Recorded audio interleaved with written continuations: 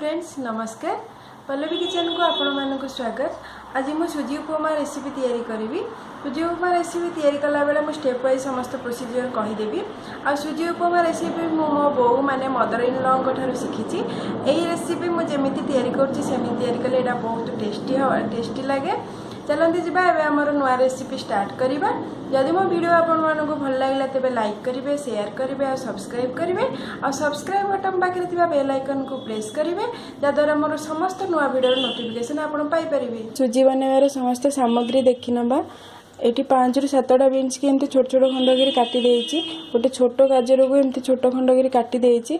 कोबीर गोटे पाखुड़ा को छोट खंड कर काटी देइछि। और गोटे मीडियम साइज पियाज और गोटे मीडियम साइज टमाटो। हलदी गोटे चामच नबा, लुण स्वाद अनुसार, लंका गुंड गोटे चामच, सिमेई 5 ରୁ 6 चामच। एथिरे मो बुट डाली गोटे चामच, मुग डाली गोटे चामच और चोपा छड़ा बिरी गोटे चामच, बादाम 2 चामच, 5 ରୁ 7टा करी लिव्स एवं गोटे कंचा लंका। सुजी गोटे बाउल रे गोटे फुल रू टिके कम नहीं। सोरिष गोटे चामच। एबे बर्तमान आमे सुजीटा को फास्ट भाजी दबा पैन रे, तापरे उपमा प्रस्तुत करबा। एबे बर्तमान पैन रे टिके हल्का गरम हो जायछि, तापरे एथिरे आमे सुजी ढाली के भाजीबा।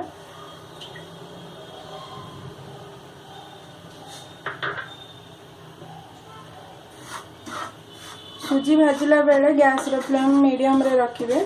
आपको हल्का ब्राउन होला पर्यंत भाजिबे। बेसी भाजिले सुजी सिझिबा को बेसी टाइम लागिबो।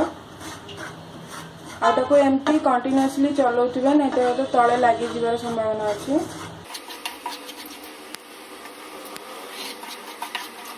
देखो सुजीर कलर टिके चेंज हो गलानी।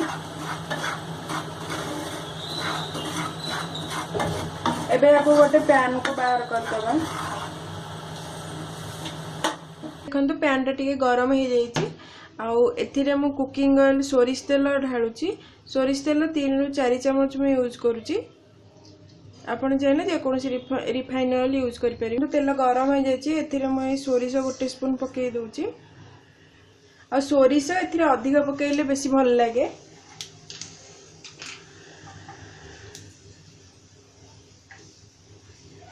तापरे एथिरे आमे भुसंग पत्र और कंचा लंका पके देबा।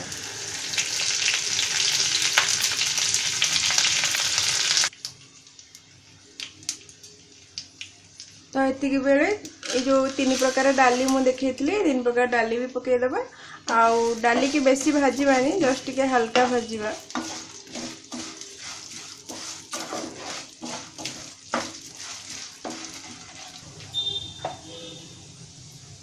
और एथिरे चीना बादाम मध्यम पके दबा, कारण चीना बादाम टिके भाजी बार अच्छे। एटा कंचा चीना बादाम।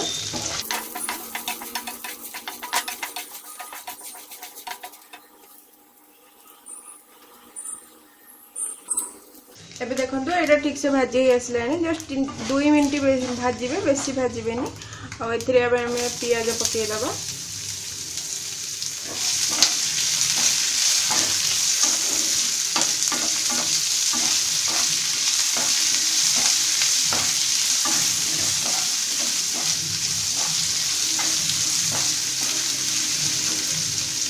एथिरे आउ जहा बाकी परिवा सब अच्छी, कोबी, बीन्स, गाजर, टमाटो सब एका संगे टिके पके देबा।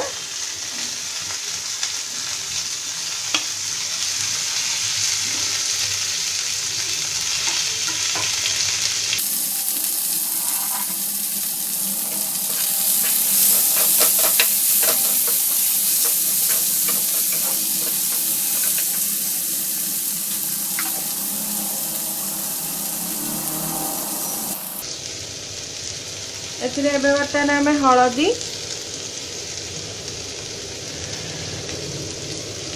लुण एवं लंका गुंड सब पके दबा। पके को भल भाव मिसई दबा।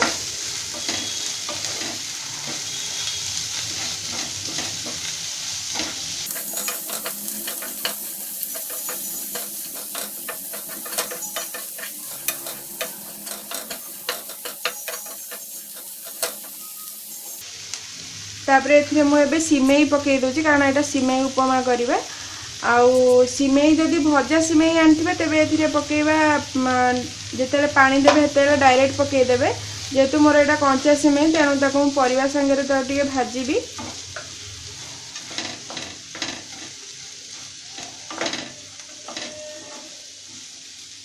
ताको सब मिसई सारा पर घोड़नी घोड़े की 5 ରୁ 7 मिनट ताको टिके सिजिया को दे देबे। बर्तमान आम घोड़नी देदेबा ताको छाड़ी देबा 5 ରୁ 7 मिनट आ गैस रे फ्लेम सब बेले सिम रे रखि थिबे। एबे देखंतु परिवा सब भले रे सिजी जाईची आउ 5 ରୁ 7 मिनट घोड़ेला बेले मझिरे मझिरे चेक करथिबे मो बढिया चेक करची। तापर एथिरे आम एबे पानी दे देबा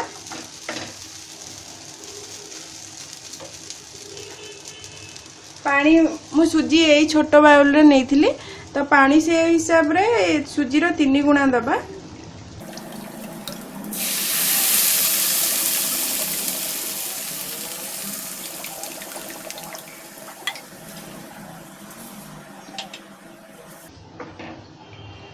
एबे आको भलरे मिक्स कर दबा आ आको खोला छाड़ी दबा आ गैस रो फ्लेम मीडियम कर दबा।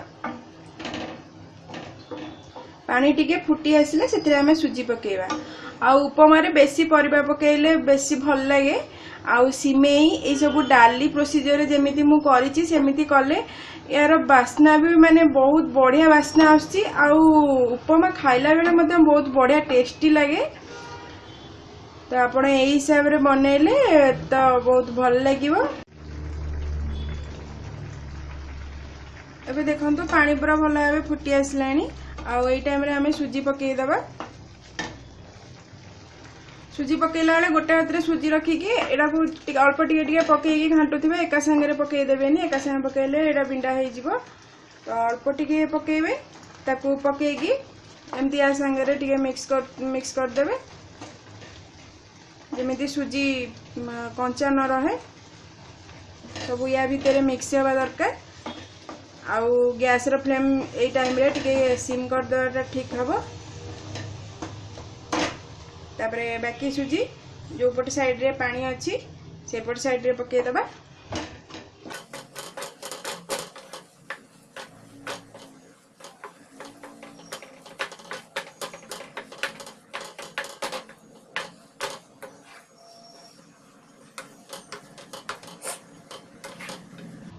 ये भल भाव में मिक्स हो गला आकु घोड़नी घोड़े की 5 मिनट रखीदबा कारण सुजी या भितर टिके सिझी जावा दरकार।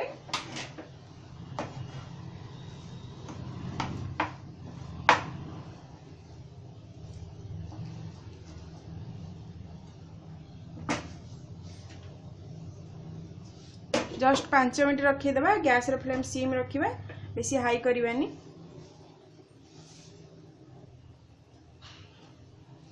अभी देखंतु उपमाटा पूरा भलसे हेई जाइची पानी रे पकेला बेले जते बेले एटा कंचा कंचा देखा होतला एबे 5 मिनट घोड़े देवा परे एटा पूरा मिसी जाइची परिवा सह आउ बढ़िया बास्ना होची आ बहुत टेस्टी लागे खाइला बेल को आ एई प्रोसीजर रे आपण करिवे मु स्टेप वाइज प्रोसीजर कहि देली तो जो मन को उपमा खाया को भल न लागे से माने प्लीज एई प्रोसीजर रे ट्राई करिवे तो निश्चिंत एटा भल लागिवो। तो एबे हमें झुरझुरिया उपमा पूरा तैयारी हो गला ताको टिके खोला छाड़ी दबा कारण ठंडा हो गले एटा टिके अलग अलग हो जिवो। आउ एबे हमें गोटे खाइबा प्लेट को काढी दबा आउ एटा गोटे हेल्दी मॉर्निंग ब्रेकफास्ट हबो सो समस्त एटा ट्राई करिवे। एबे देखंतु हमें गोटे खाइबा प्लेट रे को काढी देइचे। मो वीडियो जदि आपण मानको भल लागला तेबे लाइक करिवे आउ आपनको फेसबुक और व्हाट्सएप फ्रेंड संगे शेयर करिवे आउ सब्सक्राइब करिवे। पुणी देखा आ गोटे नुआ रेसिपी रे। Thank you.